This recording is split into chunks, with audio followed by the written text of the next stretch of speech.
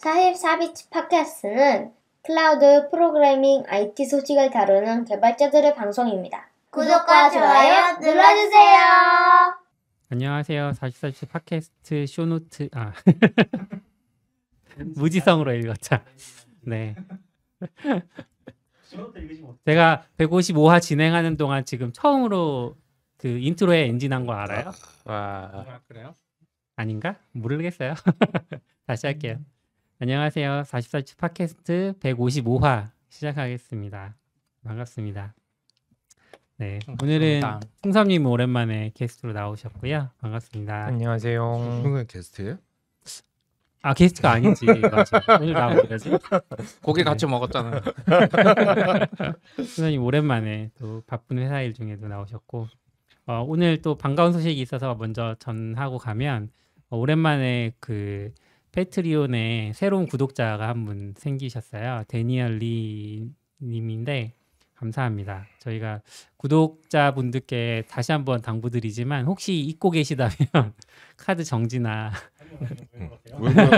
구독 취소를 하셔도 된다. 그러니까 구독을 해놓고 까먹고 있었다면 취소를 하셔도 된다는 말씀을 드리고, 하지만 저희가 또 코로나가 좀 괜찮아지면 뭔가 오프라인 행사도 생각을 해보고 있었는데 또 막 지금 상황이 어떻게 될지 모르겠네요. 그래서 저희도 계속 내부에서 고민을 하고 있다는 점 말씀드립니다. 네. 구독 어디서 한지도 광고도 하고 그런 거 아니에요? 패트리온 저희 맨날 끊으라고만 얘기하고. 그러네요. 어디서 후원을 할 수 있는지. 네, 저희 패트리온 통해서 정기 후원 받고 있고요.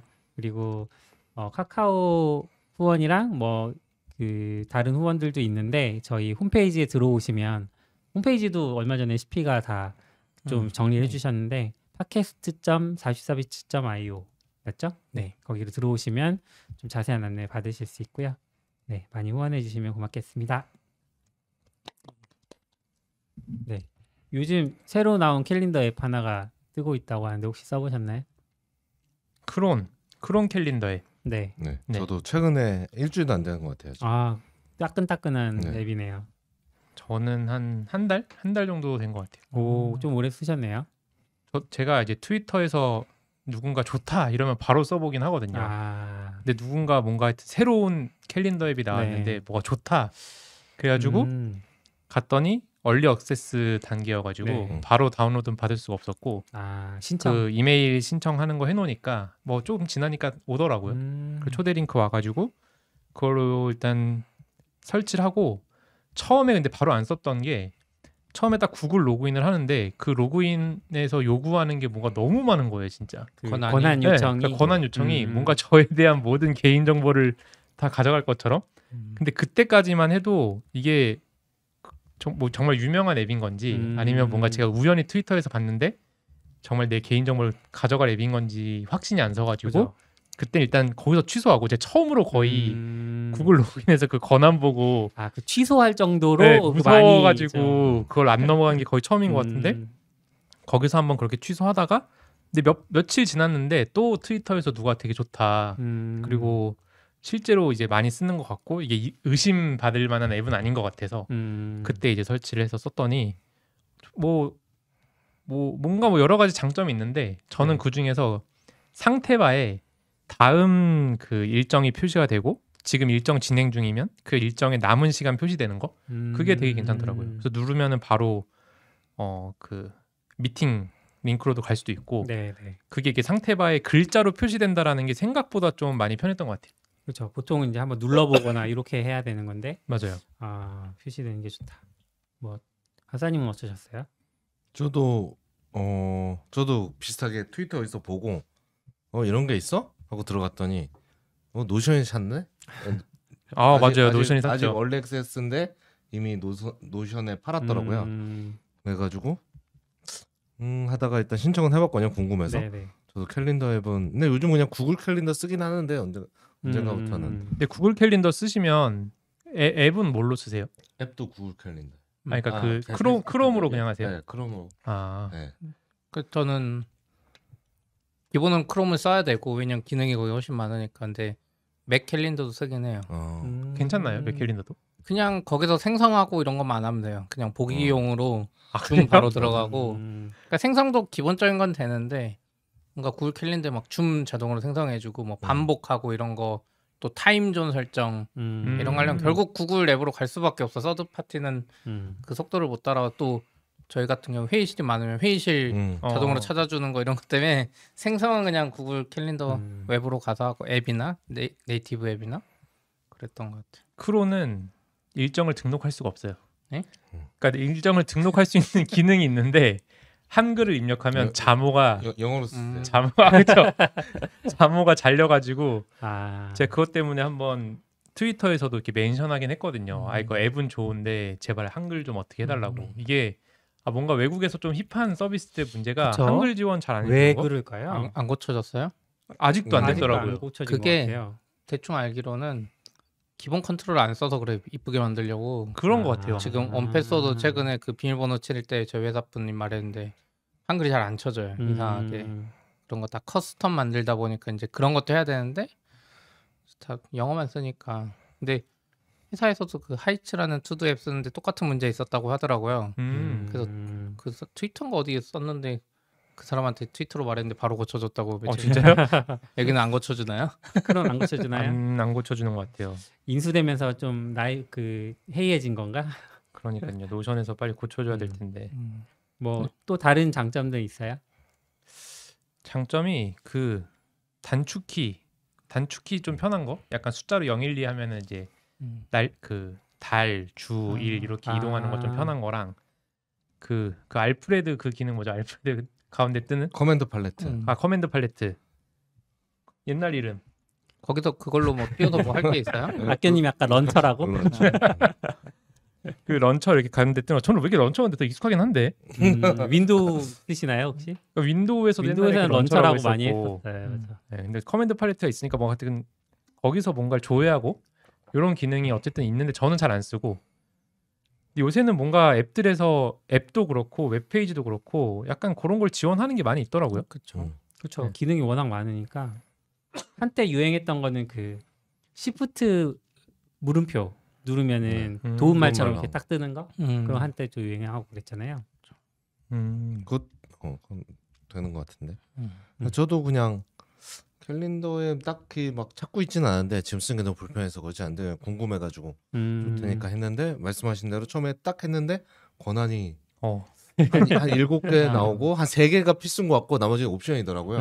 이걸 할까 말까? 나 처음에는 안 했었고, 예. 그게 약간 또 권한에 읽기만 있는 게 아니라 쓰기, 맞아요. 뭐 컨택트 네. 읽기 쓰기 다 있어가지고 왠지 약간 무서운 게 했는데 얘가 뭔가 정리한다고 제 거를 막 예를 들어 뭐 특정 포맷으로 막 업데이트한다거나 뭐 이래버리면 완전히 짜증날 것 꼬이니까. 같아서 고민하는데 아니 뭐 그래도 많이 좋다니까 그리고 그다음에 권한 줬거든요. 네. 결국 주게 되죠. 네. 쓰려면. 저 썼을 때는 일단은 개인 캘린더와 다르게 회사 캘린더는 그 동료들 캘린더도 다 그쵸. 켜놓거든요. 네. 요즘 그렇죠. 너무 많으니까 다 켜두지 못하고 좀 관련자만 켜두는데 그러면 이렇게 색깔이 한 칸에 보통 같은 팀은 다 초대하니까 다다다다닥 뭐 7개면 7개거든요. 그럼 제 거 하려면 한 5픽셀 사이를 딱 꼽아야 맞아요.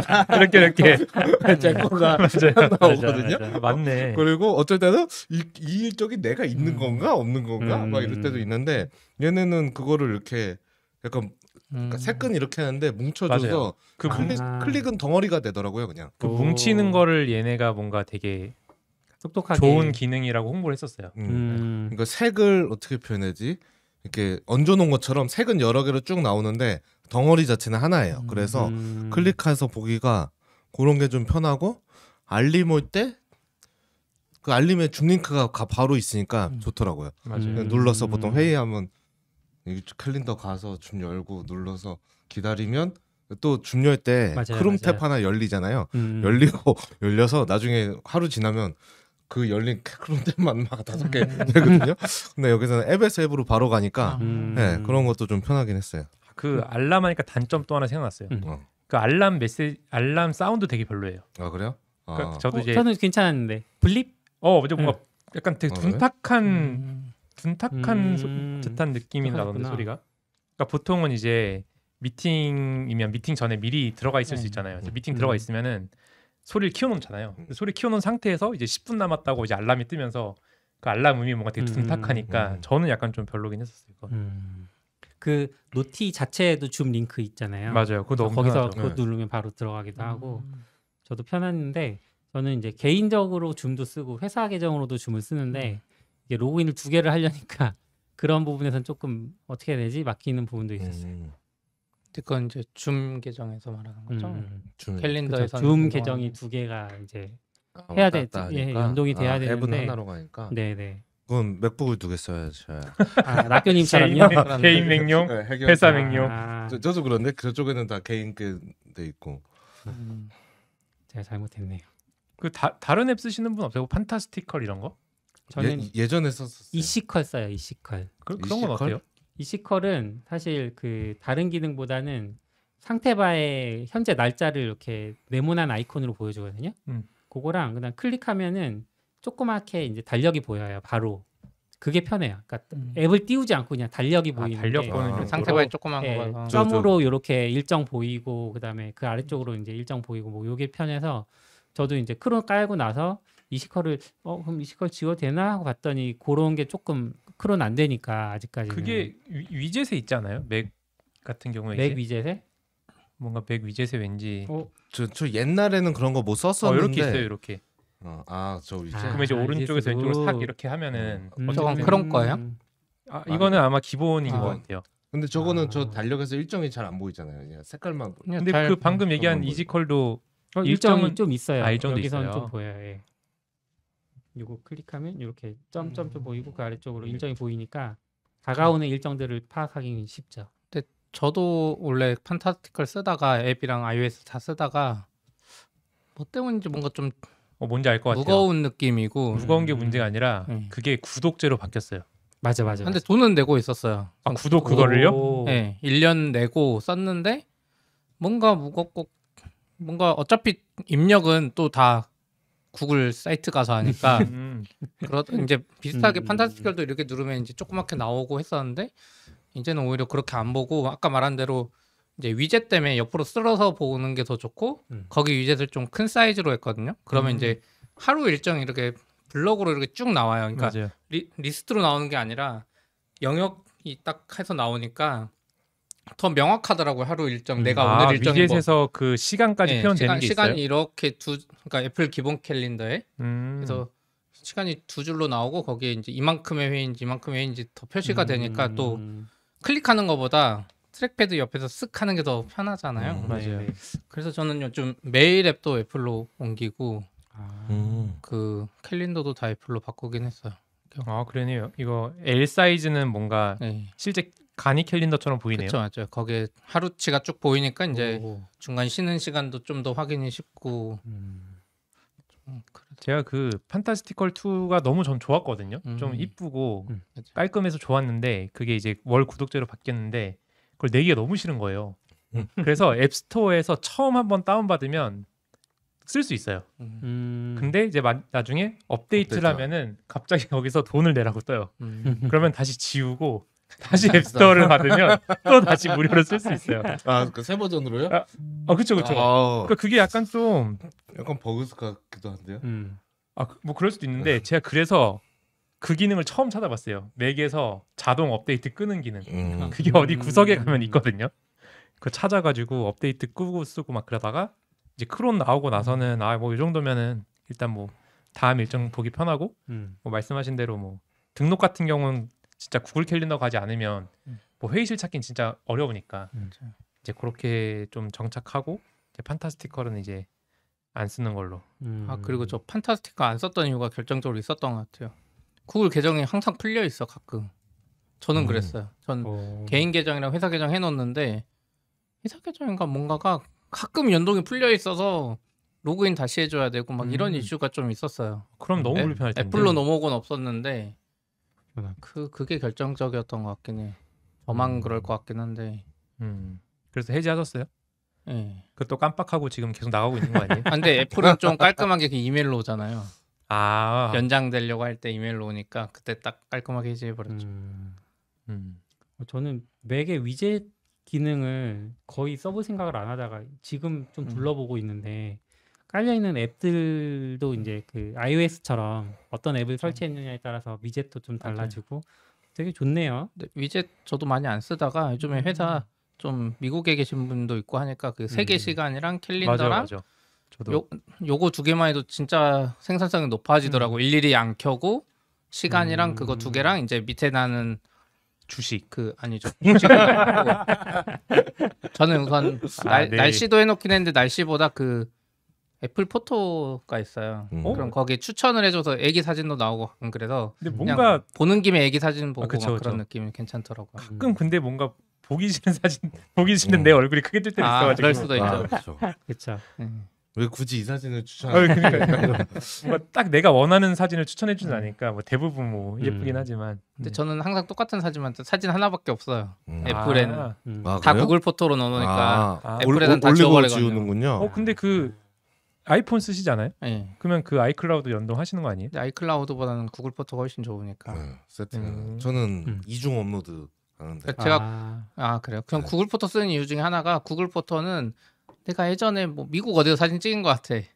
미국 뭐 요세미티 하면 요세미티 찾아주고 좌표가 없어도 찾아줘요. 그게 심지어 뭘 보고 모르겠어. 뒤에 그리고 배경을 보나? 그리고 이제 제가 거기에 뭐 차 트렁크에 예전에 이케아 거 뭐 넣었던 게 기억나서 이거 유튜브에 서치해갖고 자동차 트렁크 치면 자동차 트렁크 제가 사진 찍었던 거 그게 알려주고. 짱인 것 같아. 구글 포토 안 네. 쓰세요? 저 뭐 일부러 쓰진 않는 것 그러니까 같아요. 약간 유튜브나 이런 짤방 만들 때 좋아요. 거기 있으면 대충 치면 다 나오니까. 저는 주민등록증 찍어놓고 신분증 치면 나오거든요. 아 그래요. 저도 그거 보고 저는 그 전까지는 이제 사진도 그런 거 있잖아요. 그 태깅 관리. 이걸 어떻게 하면 사진을 잘 관리할까 이런 게 되게 고민 그쵸. 오랫동안 하던 고민이었는데 맞아. 그걸 처음 보고 이게 짱이다. 그냥 내가 다, 안 해도 된다. 다 넣고 그냥 알아서 맞아. 해서 그냥 내가 바다 그러면 바다 사진 쫙 맞아요. 나오고. 바다. 네. 그런 거 너무 좋은 것 같아요. 좀 그렇습니다. 갑자기 왜 이야기했는지 모르겠어요.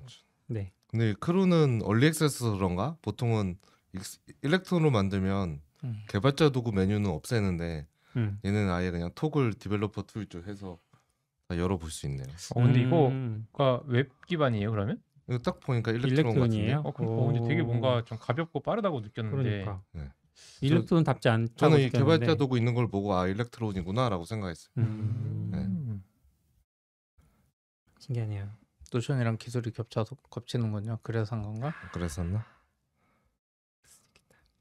네. 그럼 유료화되면 사실 겁니까? 아 이거 유료화 안 하지 않을까요? 아 하려나 또? 아까 판타스틱 걸 계속 공짜로 봤던 거지. 아 그러네요. 유료화 할 수도 있겠네요. 지금 원래 액세스니까. 아직 얼리 액세스니까. 왜냐면 또 노션이 살 때 서로 독립적으로 한다 그랬으니까 돈 받는 앱들만 인수한 거 아닐까요? 근데 이런 앱들이 돈 받기 쉽지 않은 것 같아. 판타스티컬도 그렇고 데이터베이스를 따로 가지고 있지 않은.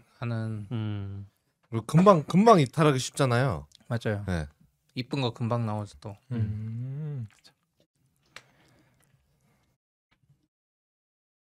전 모르겠어요. 이게 좀 편리하긴 하잖아요, 사실. 네. 그래서 고민이 되네요. 저 쓴지 얼마 안 돼서 언제 막 그렇게 엄청 막 아직 그런 것까지는 잘 모르겠긴 해요. 그냥 괜찮긴 하네요. 저 이거 캘린더 이제 얘기 듣고 추가했다가 네. 내일 일정에 아이 방학 시작 써 있어가지고 그게 눈에 더 잘 보인다니까. 잘 이게 보이네요. 클릭해서 리스트 보는 것보다. 그러네요. 마음이 무너져 내리죠.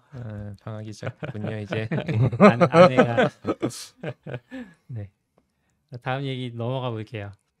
그 얼마 전에 스택 오버플로우 엔지니어 한 분이 이제 인터뷰를 했나 봐요. 그 빅뉴스에 누가 정리를 해주셨는데 좀 이제 요즘 트렌디하진 않지만 생각해 볼 만한 부분들이 있어서 좀 적어봤어요.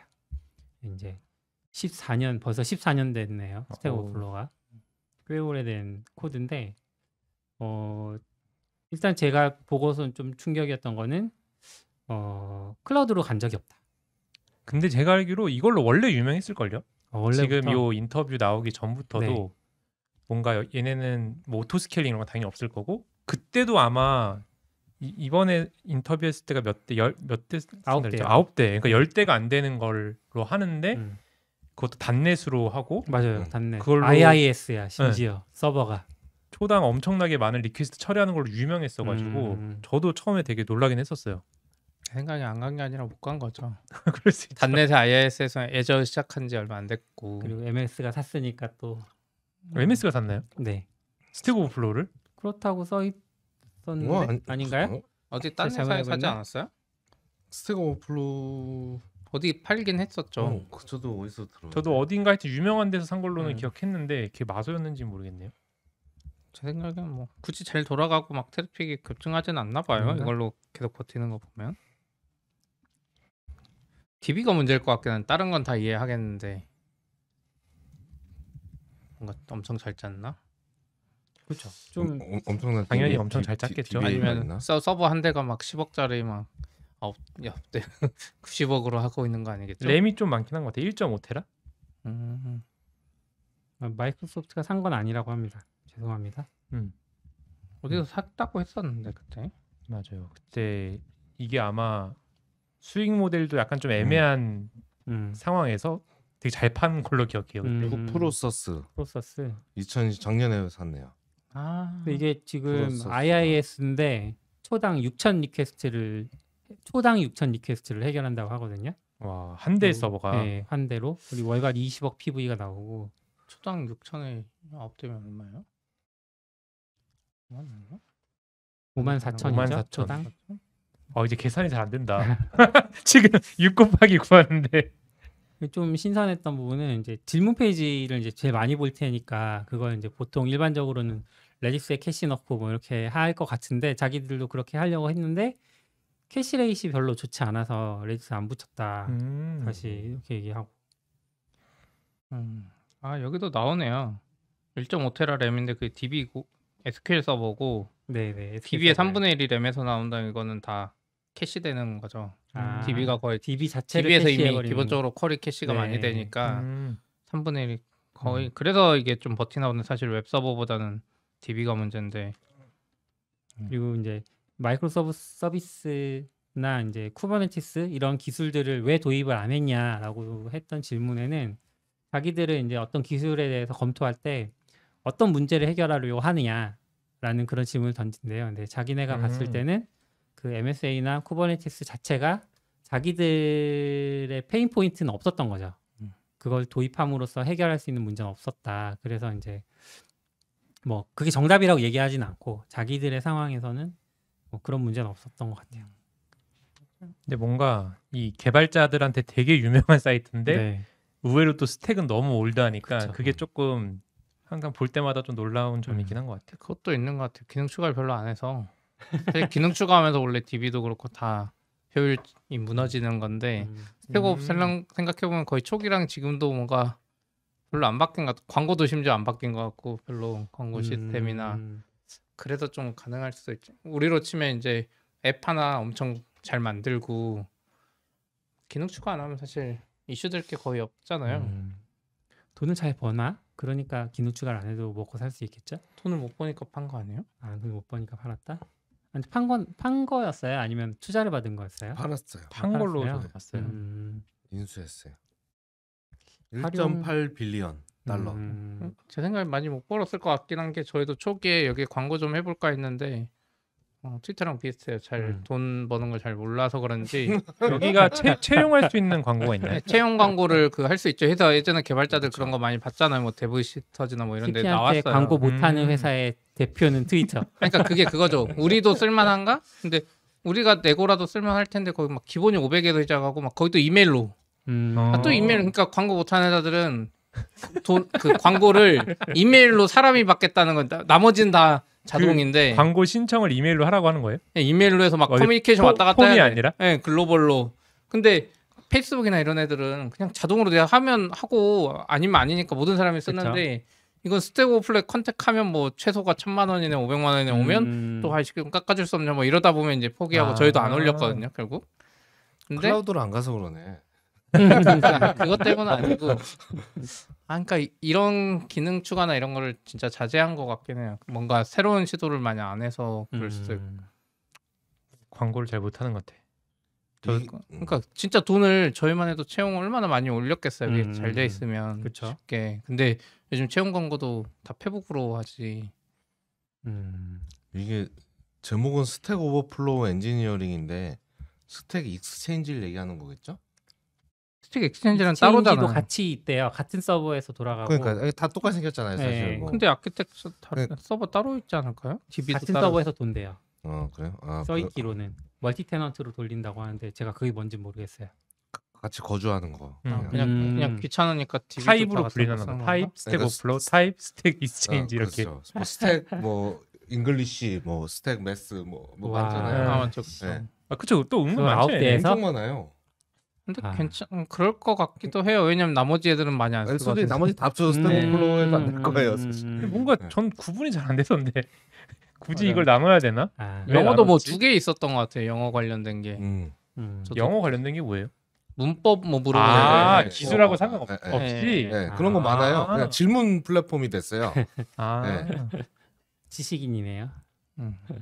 근데 저는 그래도 얘네 꽤 그런 걸 참 잘한다고 생각한 게 예전에 그것도 오래됐지만 한국 스택 오버플로우를 만들자고 아, 좀 네. 많이 하던 때가 있거든요. 거기서 이제 토익 프로젝트처럼 만들던 사람들이 있고 진짜 스택 오버플로우를 한국에 런칭시키려고 아 맞아요. 맞아. 그거 있었는데 투표 옛날에. 받았었는데. 저도 거기 투표 포함돼 있었어요. 투표도 네, 하고 네. 그거 어떻게 됐어요?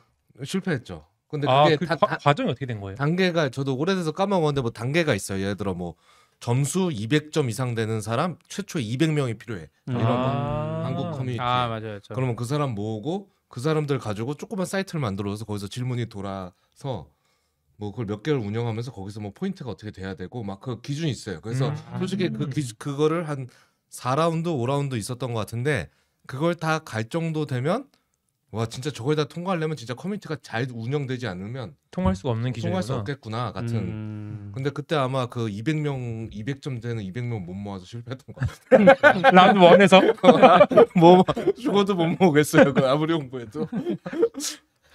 쉽지 않죠. 200명. 그게 약간 어렵다고 생각한 게 오히려 200점 넘는 사람은 별로 안 불편해요. 그냥 영어 스텝 맞아. 오버를 그것도 하는 거예요. 그렇죠. 네. 그러니까 그게 약간 또 애매한 게 있는 층이 것 이렇게 같아. 좀 특히 분리되는구나. IT 개발 쪽은 검색할 때도 일부러 영어로 검색할 때도 많잖아요. 그렇죠. 그래서 저도 컴퓨터도 요즘은 그냥 쓰는데 예전에는 영어로 많이 해놨거든요. 왜냐면 오류 메시지 검색해야 되는데 한글로 나오면 안 돼서. 콘솔은 익스포트 바꾸셔야 랭 바꾸셔야죠. 그래도. 그렇죠. 맞아요. 한국판은 안 나올까요? 영원히? 안 나올 것 같은데 이제는. 근데 사실 비슷한 꼭 거를 스택 오버플로우 말고도 그 프로그래머스라는 지금 약간 채용 플랫폼인데 거기 프로그래머스 전신 서비스가 그런 거 만들어서 똑같이 약간 Q&A. 거기도 이제 카카오 출신들에서 레일즈로 개발했고 심지어 처음에는 이제 물어보면 그분들이 답변도 달아주고 해서 좀 했었는데 프로그래머스가 더 잘 돼서 이제 그거 안 하시는 것 같은데 그 있긴 있었어요. 막 근데 답변이 잘 안 달리기도 그렇죠. 했고 그분들이 달아주기도 했고 근데 이게 어쩔 수 없는 것 같아. 결국 이런 거는 언어를 뛰어넘어서 스택 오버플로우 가게 되는 것 같아. 이게 두 개가 공존하기 어려운 것 같아. 그 숫자가 힘이어야 되는데 그게 안 모이니까 안 되는 것 같아요. 이미 너무 많이 또 있잖아요. 스택 오버플로우에. 그렇기도 그쵸. 한데 아니면 반대로 스택 오버플로우가 돈 벌려고 하다가 이제 좀 느려지고 막 망가지고 했으면 다른 애가 나왔을 텐데 얘네들은 너무 잘해. 너무 그대로야. 음. 잘 돌고 이상한 이상한 짓 안 하고 딱 기본 기능에 충실하니까 그래서 안 생기는 것 같아요. 저는 약간 그래도 가능성 있는 플랫폼이 인프런. 그러니까 가끔 요새 뭐 검색하다 보면은 인프런 질문 답변이 맞아요. 그 그래요? 구글 검색에 네, 걸릴 때가 검색에 걸려요. 가끔 있어요. 이게 멘토들이라 아니야. 아니 그냥 검색했을 때 나오는 그러니까 경우도 평소에 인프라를 많이 계속 들어가다 저도 개발 한 안 번도 해서 그러나? 한 번도 제가 못 그걸 봤어요. 들어갔다고 아, 검색 결과에 반영이 되나요? 모르겠는데. 그래서 그게 가끔 나올 때가 있고 실제로 그 강의에 대해서 질문 답변이 엄청나게 많이 이미 달려 있거든요. 근데 그게 어떻게 보면 또 그러니까 그 뭐지? 따라했는데 잘 안 돼요. 이런 거에 대해서 특히 되게 질문 답변 많고 근데 주로 검색하는 것들도 그런 게 많으니까 그거를 어떻게 좀 잘 이렇게 Q&A 서비스화 하면은 그럴 수도 있겠네요. 또 조금 그래도 가능성이 있지 않을까? 이미 사람들이 사용하고 있는 플랫폼이고 인프런에서 만들고 있는 거 아니에요? 라고 제가 그때 그 대표님한테 얘기했다가 네. 뭔가 되게 이미 할 일이 엄청 많으신 것처럼 말씀을 하시긴 했었어요. 그거 말고도 할 일이 그쵸, 많다. 그쵸. 플랜이 이미 뭔가 가득 차 그렇겠죠. 있으셨던 것 같은. 그렇겠죠. 네. 네. 그래도 가능성이 있지 않을까? 질문 게시판이 있는데 이거 다른 건가요? 부르는 질문 게시판은? 묻고 답해요 있는데? 그러니까 그거를 조금 그래도 더 서비스화를 어떻게 잘 하는 아니, 거죠. 서비스로 돼 있는데 음. 메뉴 자체가 아예 그냥 묻고 답하기만 묻고 있는 답변. 페이지가 92만 있어요. 명의 커뮤니티. 오. 아예 있는데요. 그냥 그 관계랑 관계랑 상관없이 상관없이. 물어볼 수 있는 거. 취소했는데 환불이 안 돼서요도 있네요. 근데 답변은 잘 안 달리는 것 같아요. 물어보는 분들은 많은데. 그렇네요. 그러네요. 여기 답변 달면 이제 그 포인트 주면 사람들 엄청 달겠다. 그죠. 뭐 질문 많이 올라오는구나. 답변이 그 앱에 좀 적네요. 그렇죠. 답변이 거의 안 달리. 일반적으로는 그럴까? 확실히 답변이 누가 노력 안 하면. 그래서 스택 오버플로우가 잘한 게 그 옛날에 그 게이미피케이션의 거의 끝판왕. 아 그렇죠.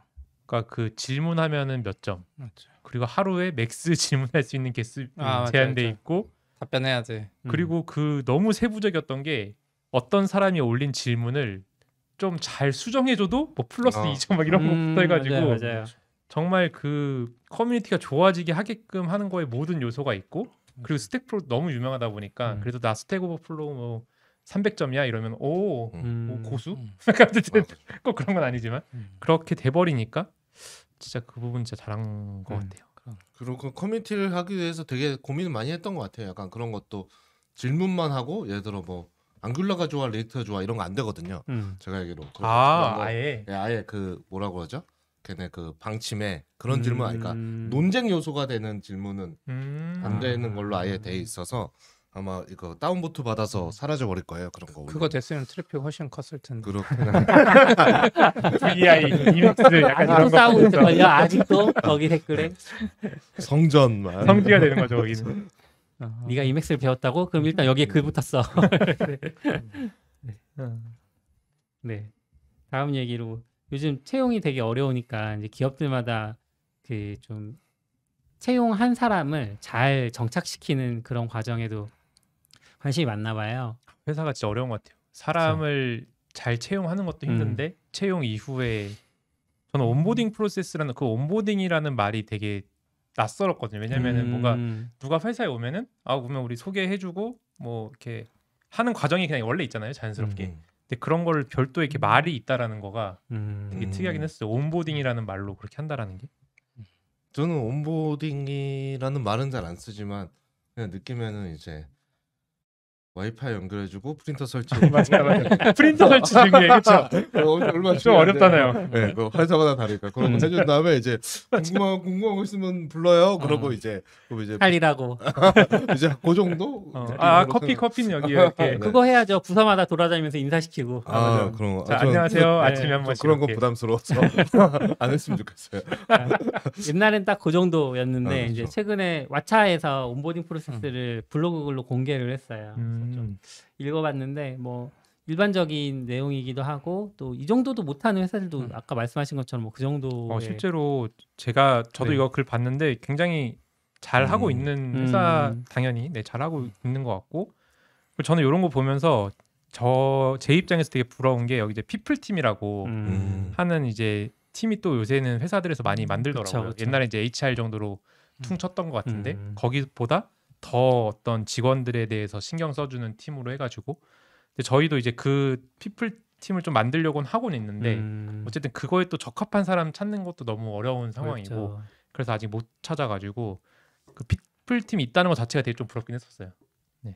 이게 일반적으로 그냥 인사만 하던 사람들이면 경력이 많았을 때 좀 호불호가 갈리기가 너무 쉽잖아요. 문화적인 면도 너무 크게 작용을 하고 그 사람의 대부분 한국의 큰 회사들도 많았으니까 인사 경험이 그쪽에서 쌓이면 정말 제조업이나 이런 마인드랑 또 다르기도 하고 완전 다를 것 같아요. 있던 직원들 다 그런 상황이 되는 오늘 회식 아시죠?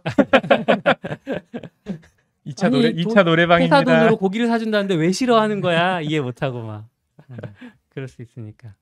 왓챠는 이제 그런 몇 가지 이제 프로세스들이 쭉 있는데 그 중에서 제가 보고 이제 좀 재밌었던 거는 여유로운 온보딩이 원칙이래요. 그러니까 회사 정보라는 건 사실 그 신규 입사자 입장에서 굉장히 낯선 정보들이고 그러다 보니까 이제 그걸 한꺼번에 많이 전달했을 때 이렇게 좀 로드가 심하게 걸릴 수 있는데 그것들을 이제 여유롭게 온보딩 하겠다라는 게 있었고 두 번째는 이제 친절하게 하겠다. 뭐 친절한 건 당연한 거겠지만 최근에 이제 저도 이직을 한 지 얼마 안 됐기 때문에 회사에서 온보딩 과정을 겪고 있는데 많이 힘드셨다는 소문이 네. 있었어요.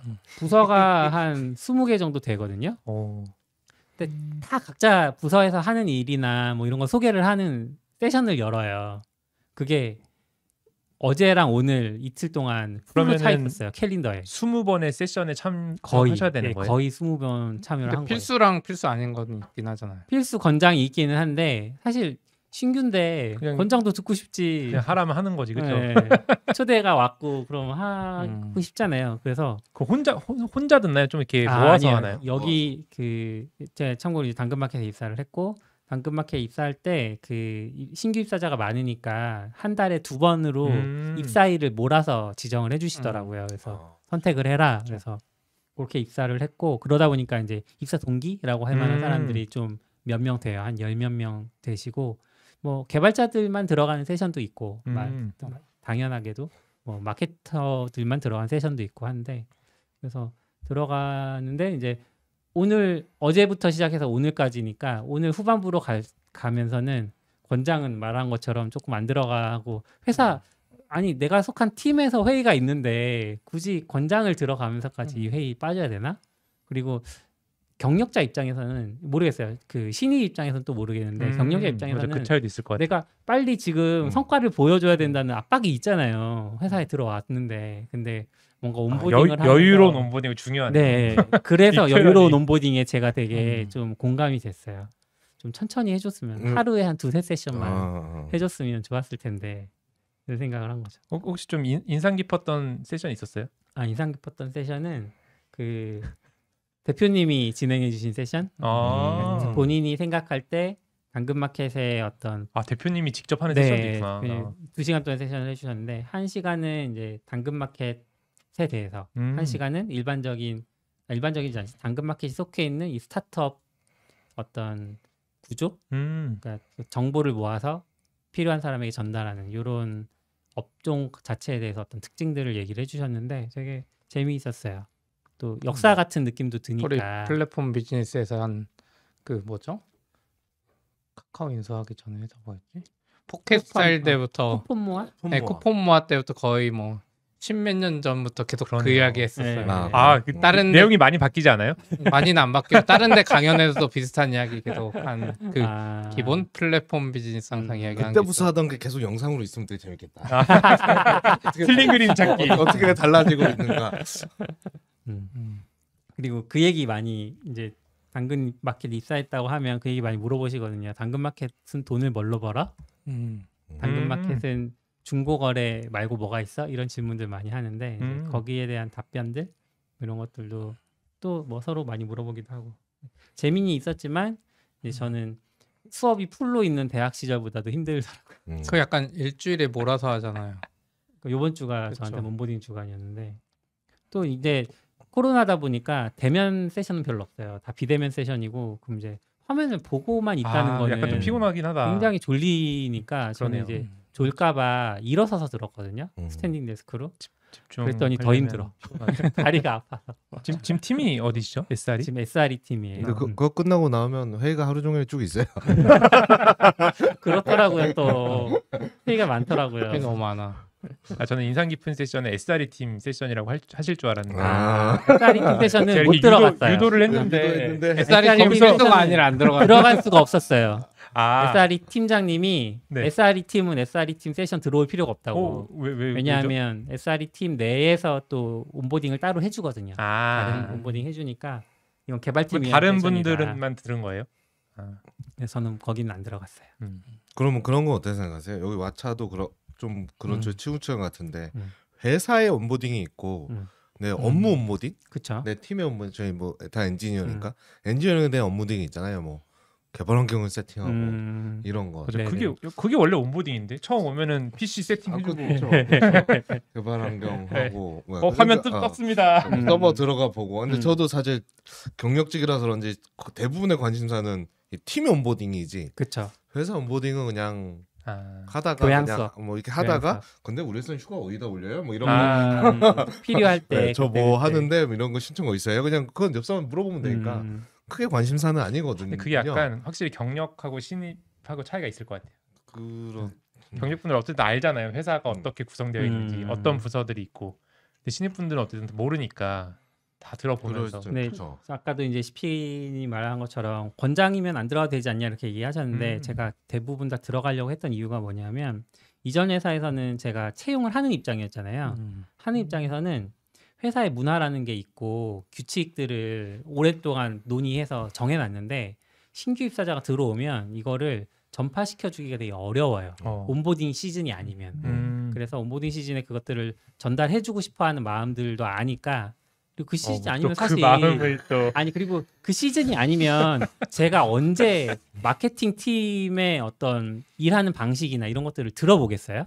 일부러 찾아가서 듣지 않는 한 그러니까 이제 궁금하기도 하고 예. 또 문화를 지키려는 노력이기도 하고 하니까 이제 들어가서 들었던 거기도 근데 확실히 줌으로 하는 건 재미없는 것 같아. 힘들었어요. 그러니까 힘들 예전에 것 같아요. 재미없는 신규- 걸 떠나서 그러니까- 너무 힘들 것 같아요. 그것도 있는데 하는 입장에서도 신규 입사자 오면 이때 아니면 얼굴 못 보니까 맞아요. 맞아. 겸사겸사 하는데 네. 이제 줌으로 하면 신규 입사자는 또 대부분 많이 나와 있어요 이미 아, 이 적응 본인들의 의지로 그쵸. 여러 가지 이유로. 근데 나는 줌에서 하면 이 사람 얼굴도 안 보이고 아. 줌으로 해도 모르겠고 그러면 별로 재미가 없는 거죠 저도. 그래서 저는 안 하긴 하는 안 한 지 좀 됐는데 빌드업이었어 지금.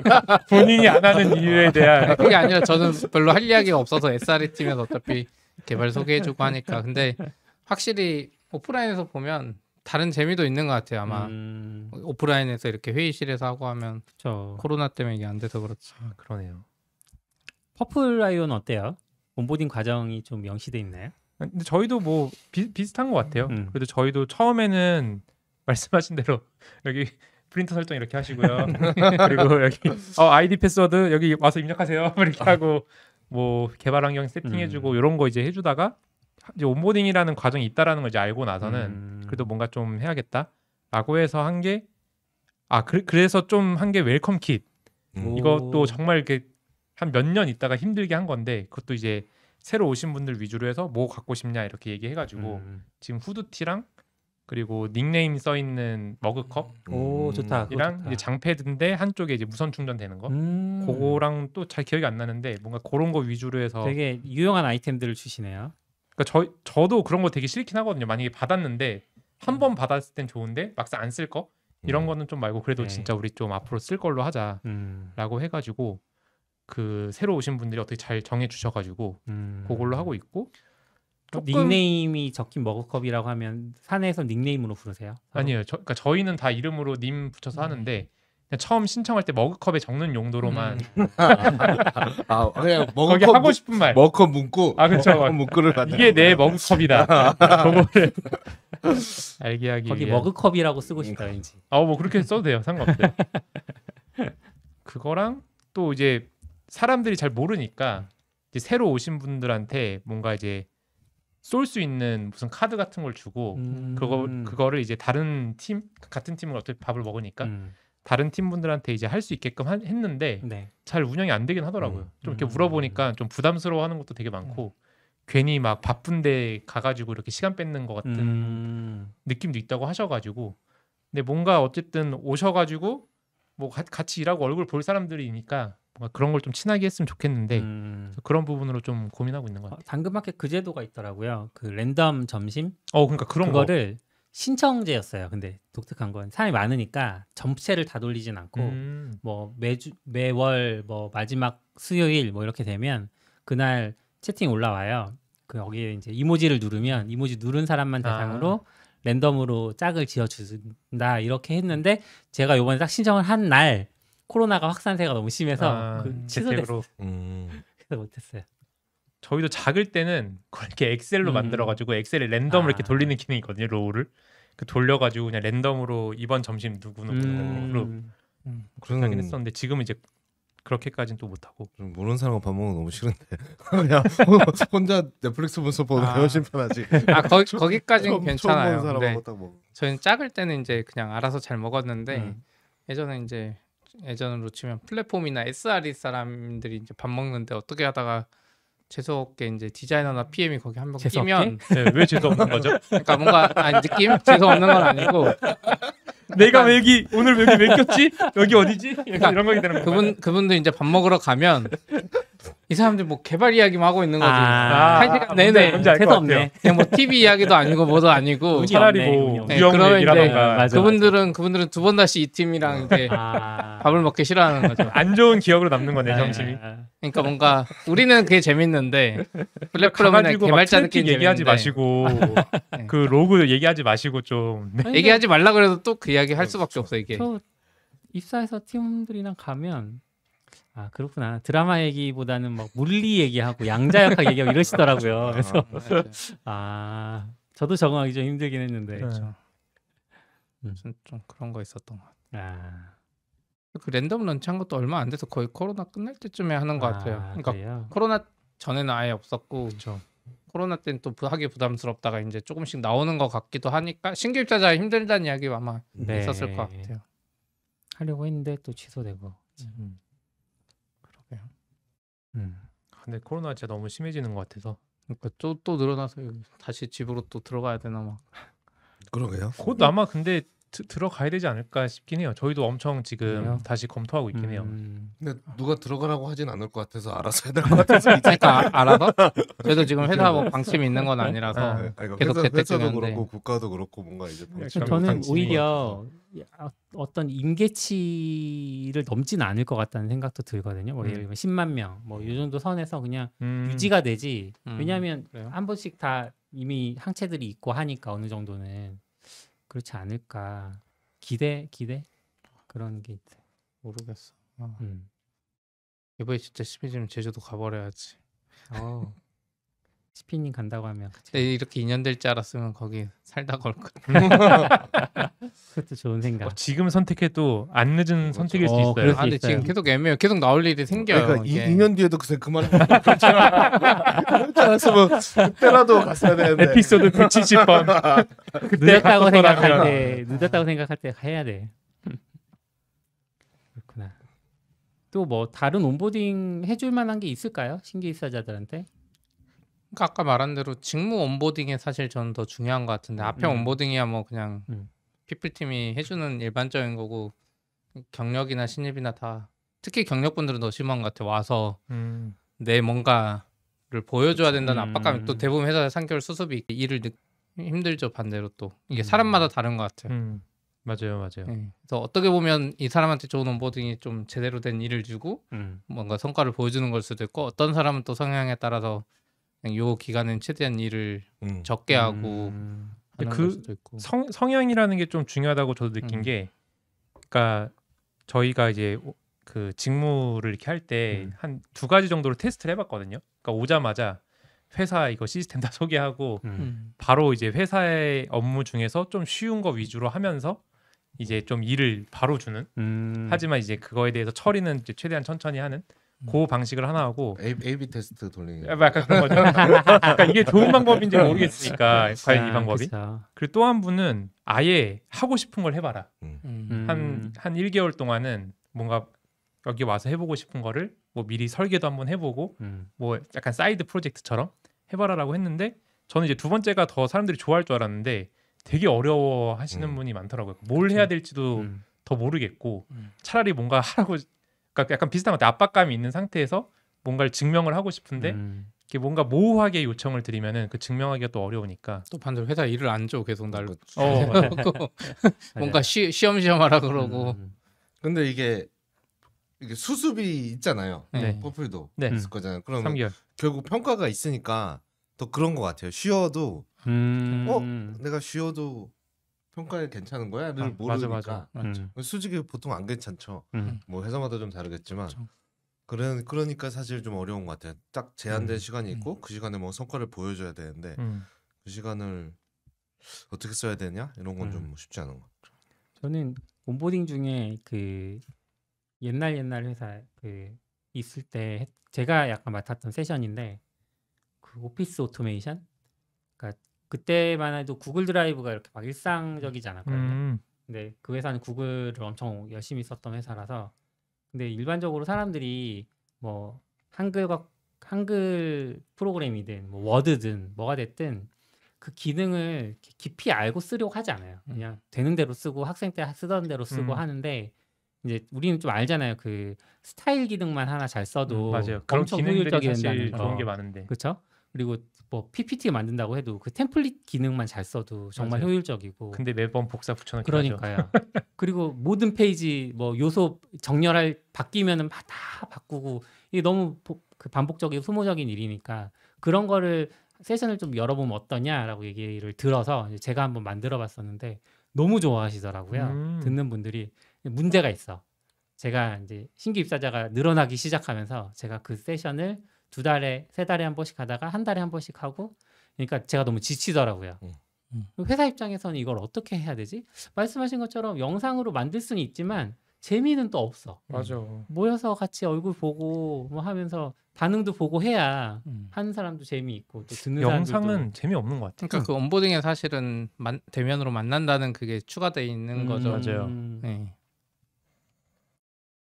그래서 이래서 이제 외부 교육 업체를 쓰나 보다 이런 생각도 그럴 수도 하고 있겠네요, 진짜. 그럴 거면 근데 영상이 나은 것 같은데 외부 교육 업체 사람은 뭐 대면으로 만나는 근데 의미가 없어요. 맞아요. 저도 입사자 음. 입장으로 가서 생각해 보면 내가 막상 입사했는데 뭐 오피스 교육은 여기 가서 받으라고 하면 좀 그렇고. 근데 OA는 어쨌든 좀 직무를 떠나서 다 해주면 되게 좋을 것 같다. 오이? 근데 아까 여기는 얘기했던 방금 오피스 말씀하신 회사 오토메이션. 그 전에 출판사라 그게 OA지 개발자로 치면 VS 코드 아니에요? 어떻게 보면 아, 그렇죠. 아니 저 VS 코드 단축키 개발자일 그렇죠. 때 아, 이제 그래요? 비개발 직군들 대상으로 아. 그걸 많이 했었거든요. 뭐 개발 직군도 계시긴 했는데 예를 들면 이메일을 100명한테 보내야 되는데 이름이랑 주소 뭐만 바꿔서 보내야 돼. 쿠폰만 바꿔서 보내야 돼. 쿠폰 번호만. 그걸 다 일일이 만들고 있거든요. 근데 그 우린 알잖아요. 동보 편지라고 옛날에 그 군대 시절에 좀 모르는데. 몰라요. 저 처음 듣는 얘기. 저도 처음 듣는데. 아 진짜로. 진짜요? 군대에서 편집하고 마치 이런 거 외면하는 것처럼 보이죠.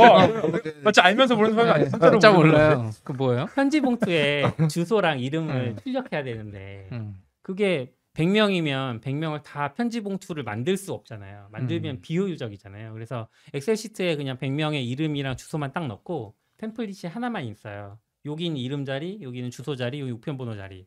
출력 돌리면 100개가 쭉 나오는 거예요. 값만 바꿔서. 근데 이메일에도 그런 기능이 있거든요. G메일에도.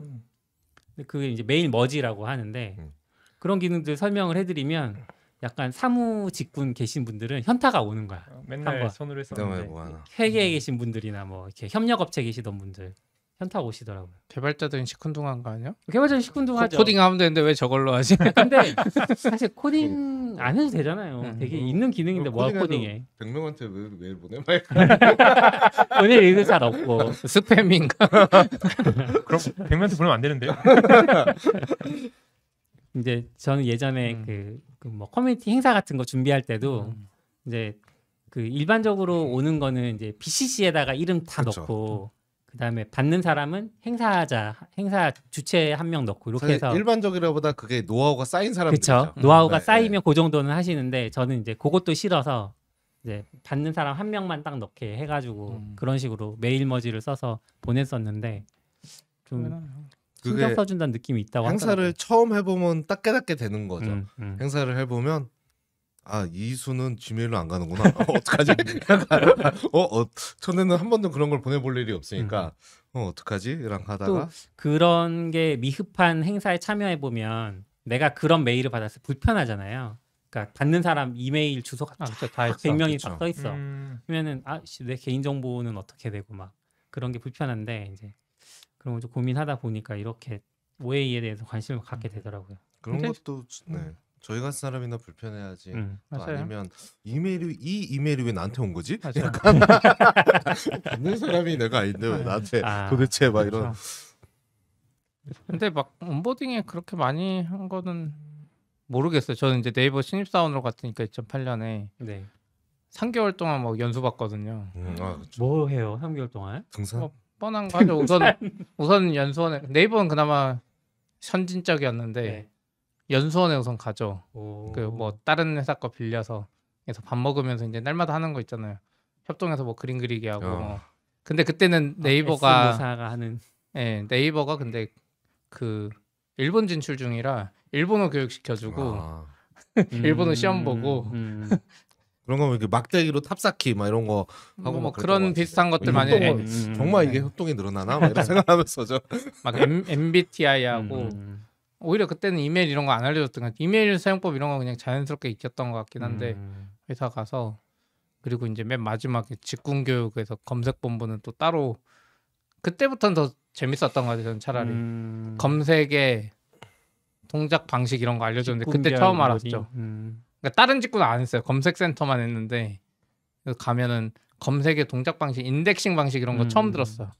그래서 그때 그걸 듣고 검색센터에 온 사람이랑 이제 다른 직군에 그냥 간 사람 중에 네이버 사내 게시판에도 그때 말 많았죠. 네이버 직원인데도 네이버 검색은 마이스퀘어에서 라이크 검색하는 거 아니냐고.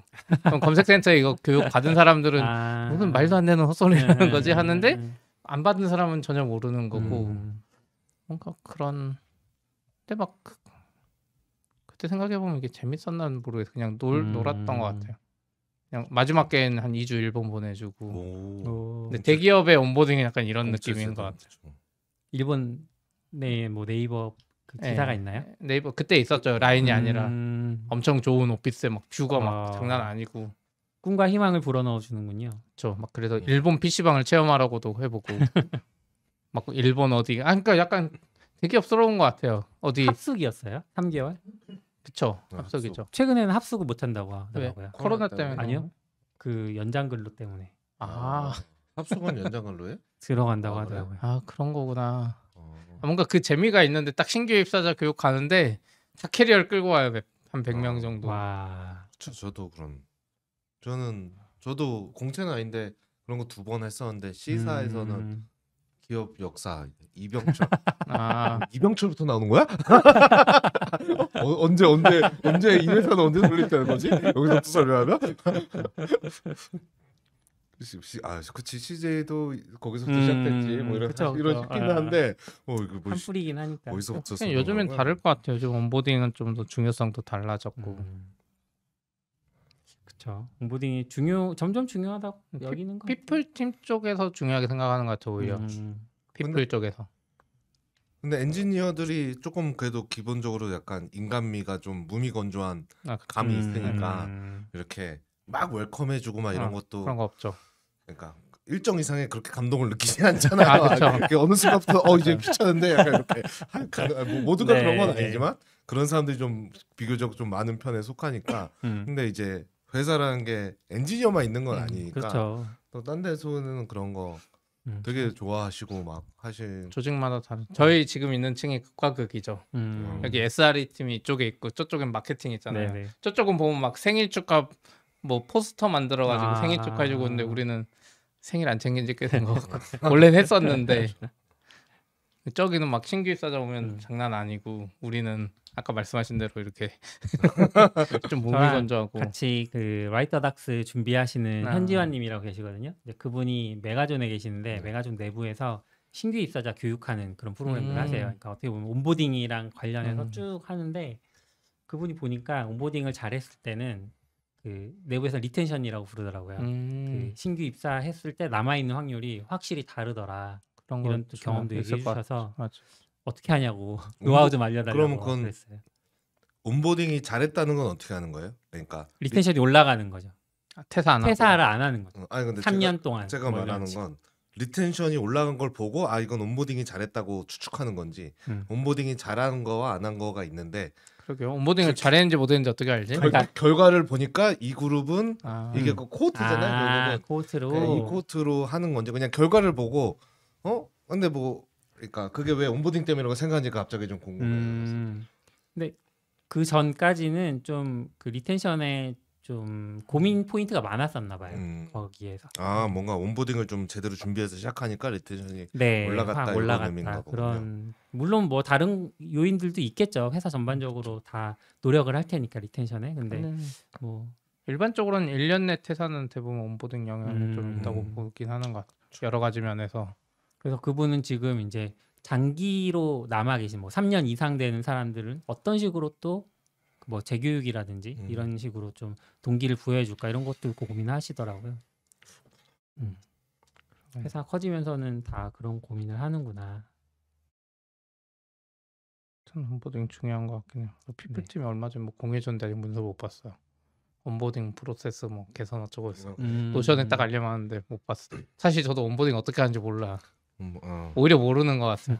신규 입사자가 저도. 피드백 줘야지 이게 개선되는 거지. 원래 3일 동안 하다가 요번에 이틀로 줄여봤대요. 너무 길다 그래서. 엄청 많은데 예전에 일주일 했던 거. 그렇죠. 저도 한 5일 정말요? 했던 것 네. 같은데. 그래서 이틀 하니까 죽겠어요.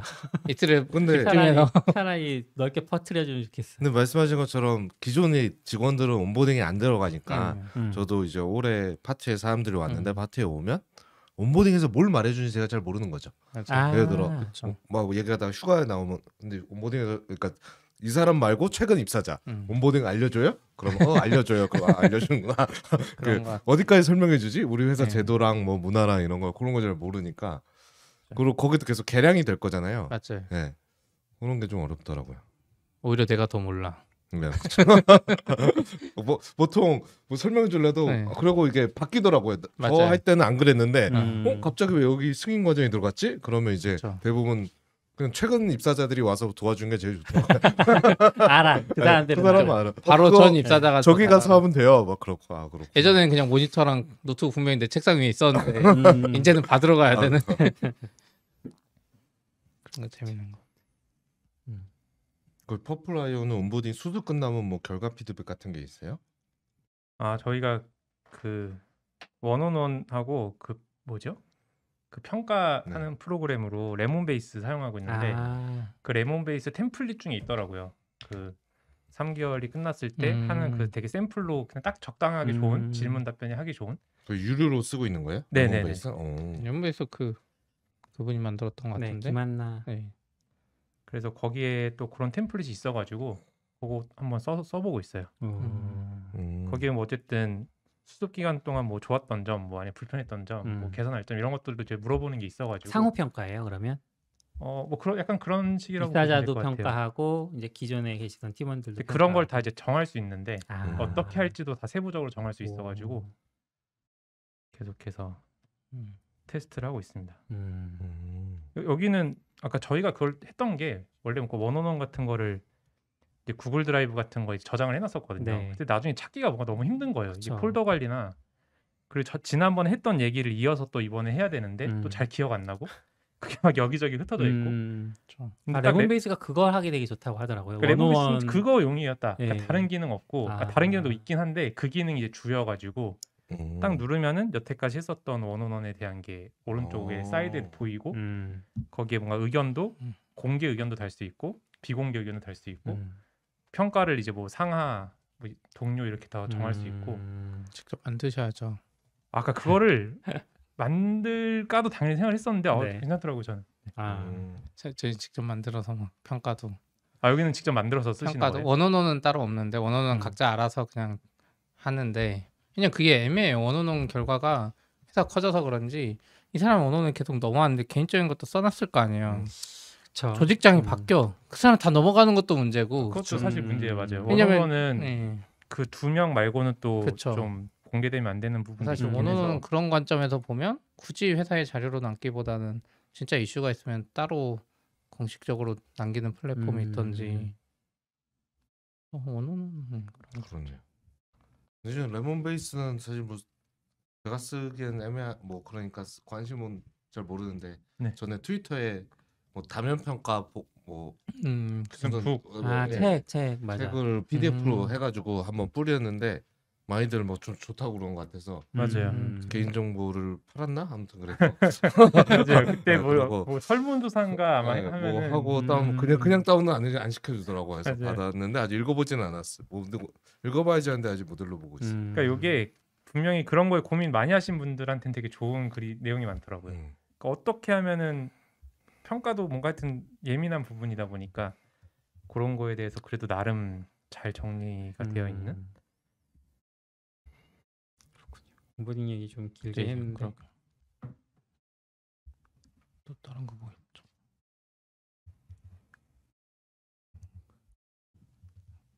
오디오가 비었어요, 여러분. 네. 저 지금 찾고 있는데 이게 못 찾겠어. 네.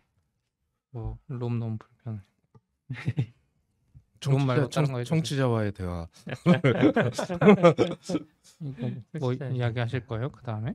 그 마지막 얘기일 것 같은데 그 요즘 트위터에서 스페이스 들어가 보면 약간 예전에 우리 한참 하던 클럽하우스? 클럽하우스 클럽하우스. 느낌이 좀 나더라고요. 사람도 많고. 근데 우리는 라이브를 해도 뭐 12명 정도 들어오면 오늘 많이 들어왔다 막 이렇게 하잖아요. 그래서 아까 점심시간에도 아싸님이랑 뭐가 다르지? 막 이렇게 얘기를 했는데 우리가 좀 인기가 없어서 그런 걸까요? 아니면 시간대가 잘못된 걸까요? 플랫폼의 문제라고 하시죠. 플랫폼의 문제다. 그 얘기 간단하게. 아싸님도 그 얘기 하셨는데.